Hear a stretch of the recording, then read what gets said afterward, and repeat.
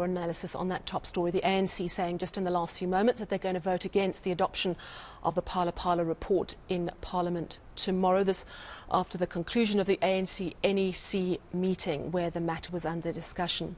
Also, we've heard in the last hour or so that President Cyril Ramaphosa has filed an application with the Constitutional Court to review and set aside that Section 89 report on the Phala farm scandal.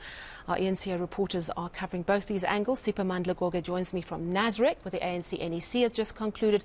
Pulele Tweety-Jones looking into that affidavit and what it means. So, Sipa, thank you so much for joining us. We're coming to you first. The ANC NEC presser has just concluded, endorsing essentially what the National Working Committee already decided, but with the caveat that they're doing this because of the President's legal action. Talk us through it. It's a party that never learns. It's a party that has been through this exercise before.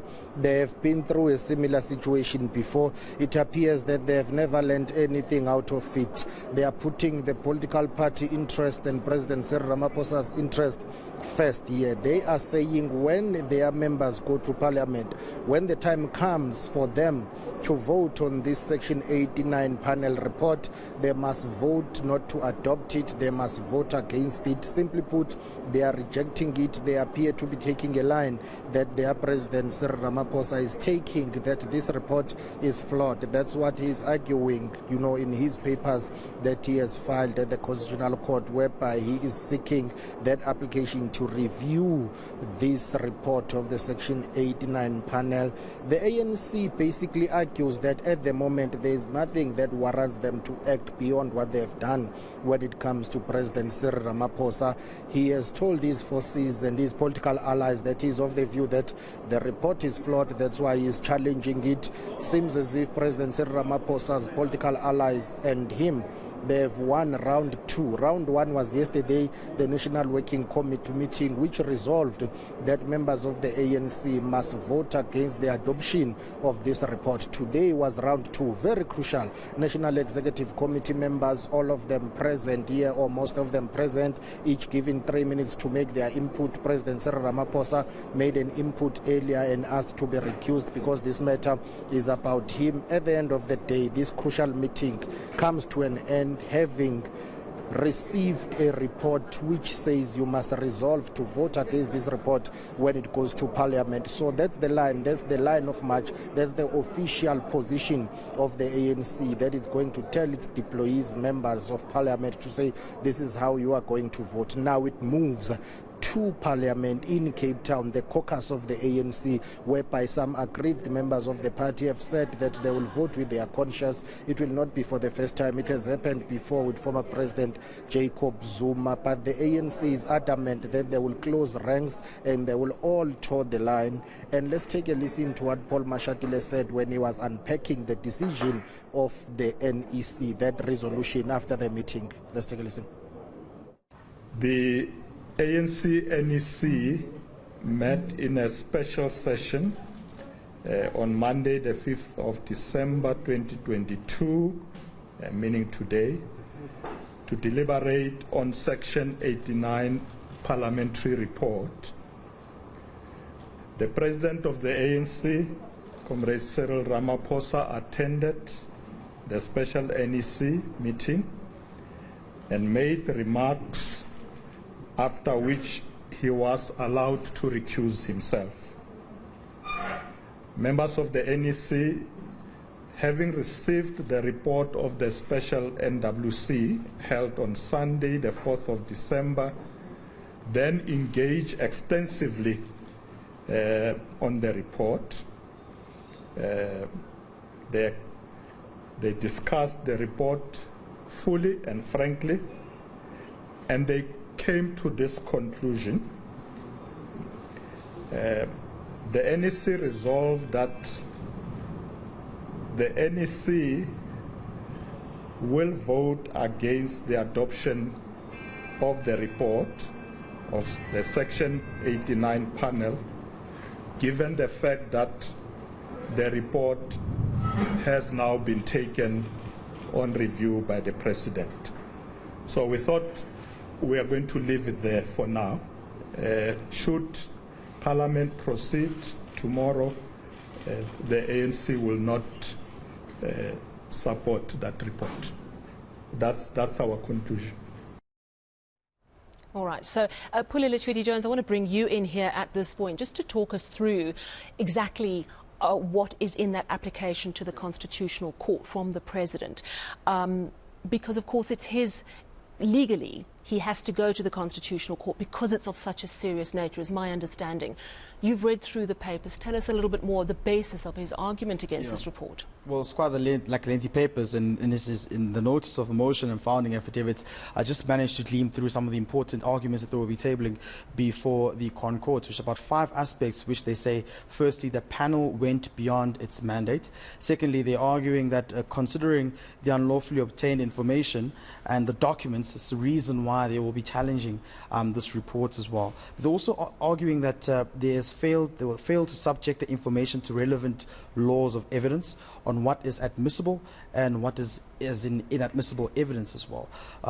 They're saying that this report entertained some of the hearsay evidence by, of course, Arthur Fraser, and that the report failed to establish an answerable case for the impeachment committee to formulate charges as well. So those are some of the arguments that they're tabling, which of course were handed over to the Constitutional Court today. But when you look at what some of the remarks that have been made by those who were close to the president, those who were sympathetic towards him, the likes of Gwede Mantashe have come out in public saying that the report was badly written and isn't assertive and therefore should be challenged. The ANC as well saying that they will not go beyond the process of recalling him or having him to resign, but towing the line to say they will be speaking to the members of Parliament to support what the NEC would have adopted from its meeting, which is, of course, to reject this report. So, Super, bringing you in here again, it's going to be interesting to see exactly what happens in Parliament tomorrow. First of all, to see if any ANC MPs, as you say, vote with their conscience and defy the whip's instruction, which will be to say no to this report. But also, what opposition parties are likely to do. There was talk that there might be a push from the opposition for a motion of no confidence. We've also heard that the EFF say that they're not going to allow the President. Obviously, the President won't be speaking tomorrow, but it could be a very interesting session. What are you expecting? It's going to be a very heated debate in Parliament tomorrow. Opposition political parties are adamant that they will do all they can to ensure that the President is held accountable. On the other side, the ANC is saying, hang on, why do you want to push for something that does not exist here? We've got the majority. When it comes to voting, we will give our members of Parliament, our members of the caucus to say, this is the party line, this is how you should vote. So tomorrow, expect fireworks inside that Parliament House, and I can tell you that the ANC is prepared for that part, or rather for that fight in Parliament, because they are closing ranks here. Yes, politically, President Cyril Ramaphosa will emerge out of this having received a boost, because the strategy that his political allies wanted to put in motion is already working. One, they advised him against resigning. We are told that he had contemplated and communicated to some of his allies that he wanted to resign. So they said, hold on for now, follow the legal route, take this thing on judicial review while we try and find the political strategy to deal with this. And the political strategy was to come to the NWC and the NEC meetings of the ANC, fight hard and win the day there. So this buys them time. Tomorrow, when this matter goes to Parliament, or rather to Parliament, when this report is tabled and debated, and hopefully, as they are hoping, they will vote against it. They are hoping that will buy them time till after the conference of the ANC, while the legal processes are unfolding in court. They are hoping that this will take them to the elective Congress of the ANC. They are hoping that President Cyril Ramaphosa will be re-elected for a second term, and then that will buy them more time than to decide what to do moving forward. Once he gets this political power again, they are hoping that whoever would have been elected appointed his deputy at the time. If and when the time comes for him to resign, that person will take over. But it's not over for ANC President Cyril Ramaphosa. A very crucial meeting of the NEC on the 9th of December, which will receive a report from the Integrity Commission of the ANC on this Phala matter. There are other outstanding investigations by the Public Protector, South African Reserve Bank, and also criminal charges that have been laid against the president. So it's not over. When we asked the ANC to say, should there be another negative finding against the president, what are you going to do? They say they will deal with that matter. They will cross that bridge when they get to it. All right, thank you so much. Siphamandla Goge coming to us from Nasrec, where the NEC has decided they will not vote in support of that report tomorrow. The ANC MPs are going to be instructed to basically stop it. And thank you very much, Pulele Tweedy-Jones, having a look at the papers that the President has filed with the Constitutional Court to challenge that panel. Of course, the point being made by SIPA is that even though the parliamentary process may be halted for now, buying the president some time, there are some very crucial reports and probes and investigations into the Phala farm matter that have to come to fruition. So we're going to